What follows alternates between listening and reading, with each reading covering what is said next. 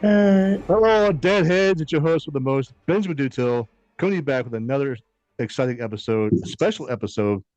I am joined today with Mr. Iron E. Singleton, who you will all recognize as Theodore T Dog Douglas from The Walking Dead, the first three seasons. I know a majority of us are very sad that he died. I know I've been heartbroken for the longest time as he died because T Dog was actually one of my favorite characters. And I was really saddened when you died at the end, close to end of season three. So, anyway, without further ado, please give a very, very warm welcome to my special guest, Iron E. Singleton. How are you doing? I'm great, Ben. First of all, I want to shout out your sister, Kristen, because I've heard that she's a bigger fan than you. But I appreciate all the love. I'm fantastic, brother. Thank you. How are you doing? I'm doing good, sir. She is a much bigger fan than I am, believe it or not. Good, wonderful. Yes, continue to spread the word. I will. I mean, I always do. I'm always talking about The Walking Dead and how I didn't like how they had to end it, but they did what they did. So it is what it is. I mean, the show must go on. So, yeah, like I said, I'm a huge fan of the show. Always have been, always will be, continue to be a huge fan. And I was really heartbroken when your character died. I mean, it really saddened me because I would have loved to see you go on all the way to the end. But My my bank account would have loved to have seen me go all the way to the end too. And but, but it was a splendid ride. It was fantastic while it lasted though. They told me I would do 2 or 3 episodes. I ended up going into season 3. So it was a mighty blessing. season three was actually one of my favorite seasons too because there was so much going on at the time with the governor, the prison, the break-ins, the prisoners trying to take. Yeah, it's a lot going on. Rick going insane. It's, it's a lot going on, and the reprisal of Rick coming in, Shane still trying to be with Lori. It was a pain in the ass, but it's a lot going on in season three. So, if you could please enlighten me, okay, not me, but us, tell us a little bit about yourself and how you landed the role as T Dog. Well, I grew up in the projects, and that's how my wife does it. Whenever I tell people about myself, whenever I'm interviewing, I start off by telling my story because that's how I came to be known as Irony, which is ironic because irony means that which is not expected, right? And so statistics and the pundits said that I would not survive the projects. I would be dead, or if we were on Twitter, I would say I would be deleted or obsolete or something because you can't say certain things on Twitter. By in between the ages of 18 and 21 years old, but I overcame that and received a scholarship to Kentucky State University, a presidential scholarship, which led me to Georgia as a bulldog. I played ball there, and I ended up graduating with a theater degree and a speech communications degree, which led me to Atlanta to do some community theater, which then led me to LA to work at a couple of restaurants because no jobs happen in LA, and then it brought me back to Atlanta, which is where I was supposed to do my thing. And then I wrote a one-man show entitled Irony the Resurrected. And after that, this is 10 years now after graduating from college, I finally got an agent, and 2 weeks after getting an agent, the agent contacted me because they heard about my one man show and they heard about a couple of plays that I was working on at the time. And they said they wanted to represent me. 10 years after graduating from college, I had been searching 10 years to get an agent. So I was just doing community theater and low budget movies. And they contacted me weeks later. I auditioned for a movie called The Blind Side, and the rest is history. Within a year of getting The Blind Side, I booked The Walking Dead. So you've been all over the place. All So, over, all over, but a all over, successful career, I all might over. add. I mean, so very successful career, and I'm happy for you, knowing that you were a part of such a phenomenal franchise. Like everybody knows The Walking Dead. I mean, there are a lot of people who are not fans of him, but they can, kiss my butt because it's a really good show. So um, Y'all heard Ben. Ben said you it's can a kiss good his butt show. because it's a It's really just good I just show, wish right? that I just wish they didn't end it so soon. But like I said, it is what it is. There's a lot of shows that they ended so soon that I'm heartbroken about. So, um, what Name made another. you I know The Strain. I love The Strain. It's on Hulu. It's a good Oh, show. all right. And I'm gonna look Mindhunter. at. I wish they didn't make Mindhunter. So, Mm, but there is a rumor Strange. they're reprising it with a season three. So, I'm hoping hope that actually happens. Good. I hope so for you, So, Ben. I'll be on the lookout for it. some in-depth questions about your character T Dog. So, after the season two, I guess it was season two after the farm was invaded, right? So you all had to, leave the farm, and your character was very hesitant to try to meet up with the rest of the group. So I'm sure you get this question a lot, but wanting to carry on, why would he not want to carry on? I mean, why would he just want to keep going? Leave the group behind and just keep going. Well, he's thinking, we're still close to the city. If we can get to some water, then I don't think zombies will be out there. Which is kind of shocking that a black man would want to go to some water too. Probably almost as shocking that a black man wants to break into a prison. A lot of people said that, like the first black man in history wanted to break into a prison. So he's thinking that the closer to water we get, the tougher it is for the zombies to get us. We could possibly float out to a little island. I actually know of a little island off the coast of Georgia called Sapelo, where a close friend of mine lives, and perhaps in my mind, it's right near Jekyll Island.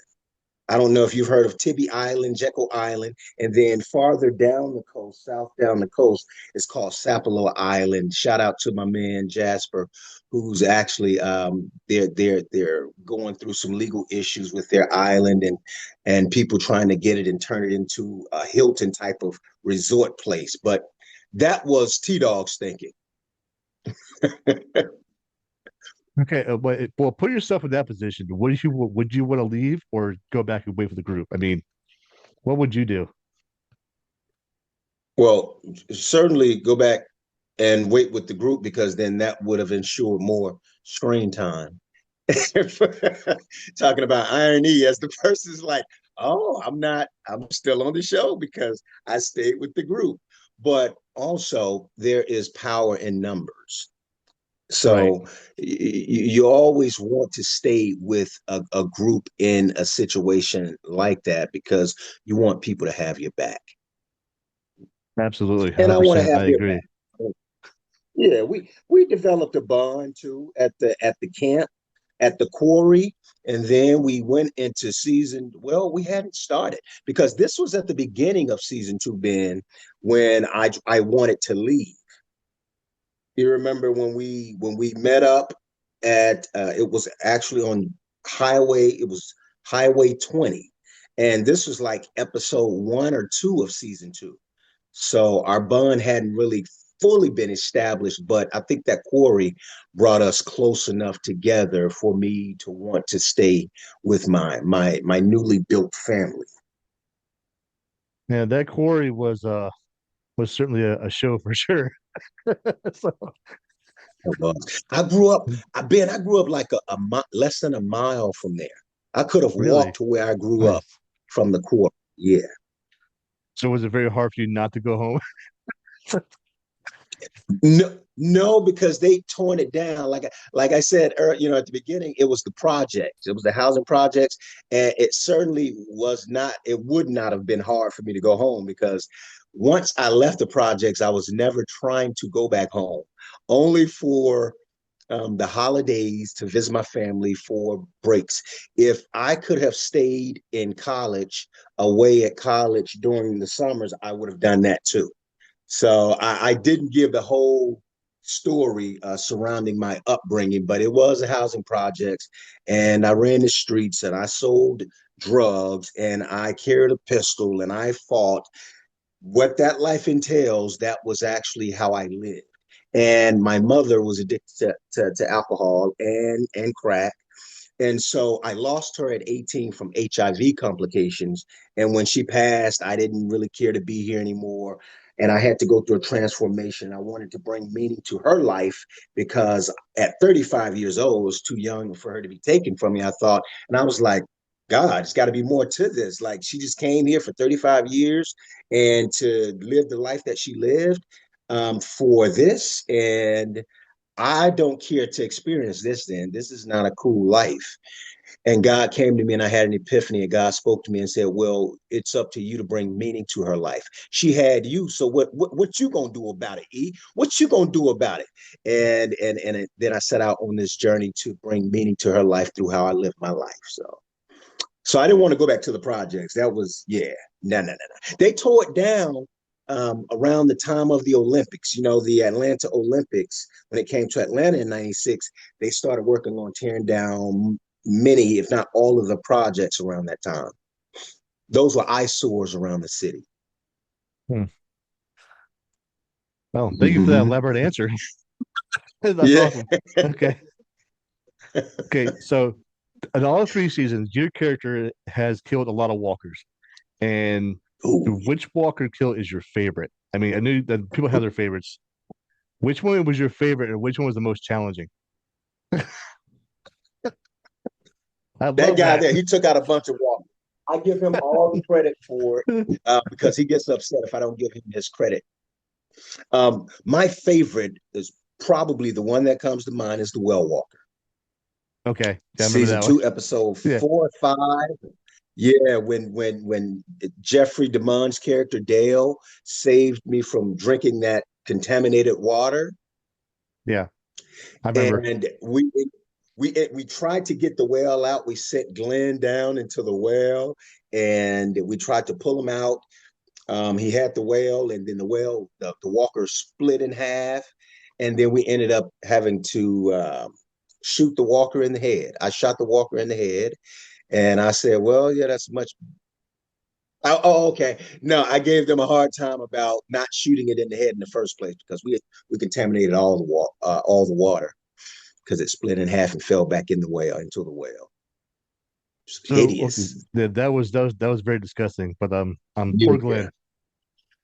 So, yeah, I know, right? what was the most challenging kill for you? Challenging. That was challenging too because it was hot.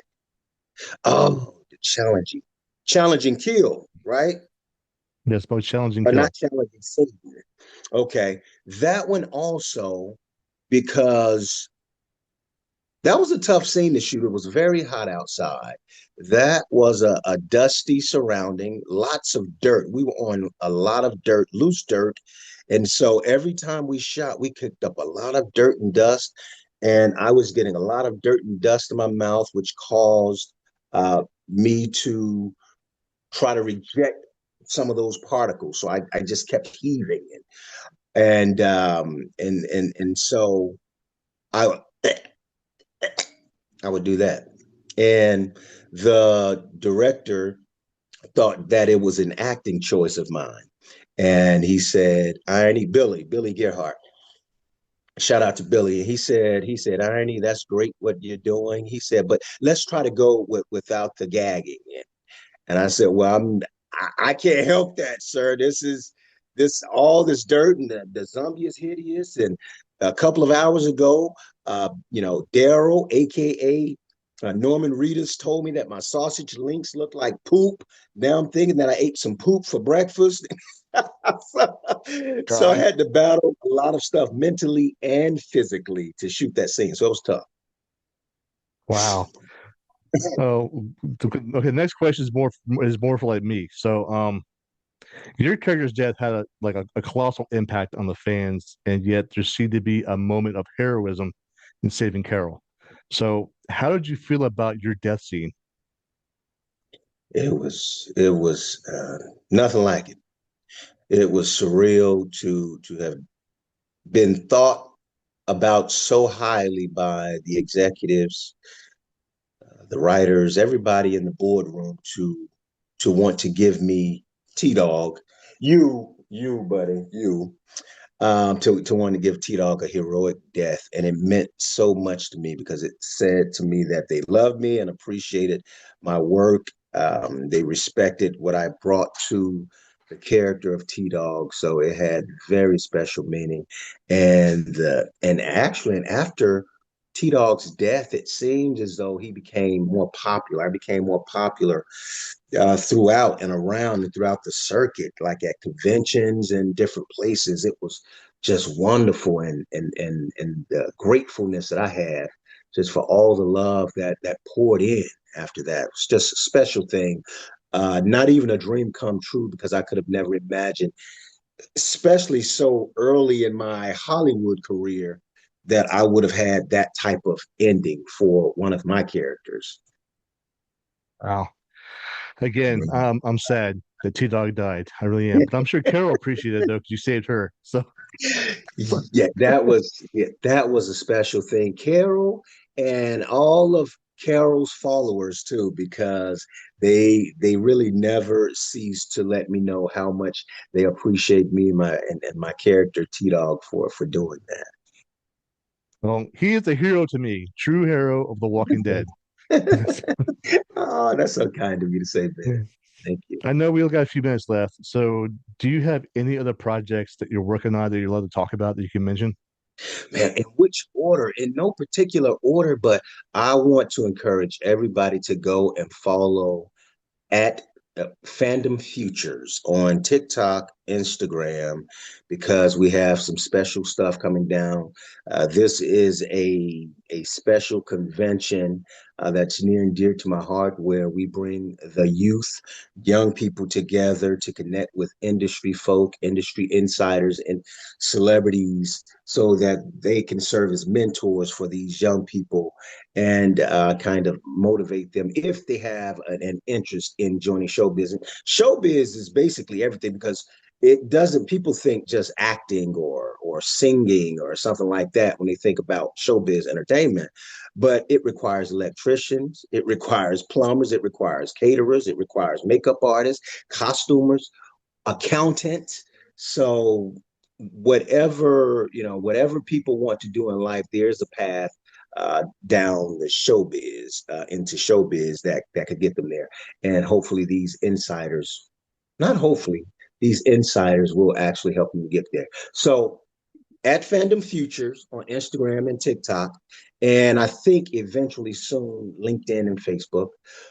I have also a few movies that I've done that should come out. Maybe three should come out this year, I'm hoping. One called Signing Day. It has Beast Mode in it, Marshawn Lynch. And I said him first. He's not at the top of the ticket, but I just enjoy watching him play ball, given that I'm a former running back myself. Never really toted the ball like Marshawn Lynch. It has Mira Sorvino, Rob Morgan, a couple of other nice names in there, and it's about the football, the recruitment of high school football players, and one in particular who's a stud, superstar stud out of Alabama. And I am his boss. I'm a shady mechanic in town. He's working for my shop while he's preparing to go off to college. And we have all of these coaches coming into town, into this small, crazy country hick town to recruit this young man, and a lot of chaos and funny ensued. Um, and then I have That's Her with Country Wayne and Loretta Devine, the Divine Loretta Devine, Miss Pat, Coco Jones, the singer who just got engaged to Donovan Mitchell for the Cleveland Cavaliers. Shout out to her. Congratulations on their union. Then I have another movie. One is called Classics Undone, but I don't know if that's going to come out anytime soon. And then I have the one I just finished called, um, oh, I can't tell you that. Oh, Ben, what are you doing, Ben? You're trying to get me to spill the beans. You get me to spill the milk. Um, it's I can't even tell you who it's starring, but it's an exciting one, and it is probably the most meaningful one to me of the four that I've just recently completed.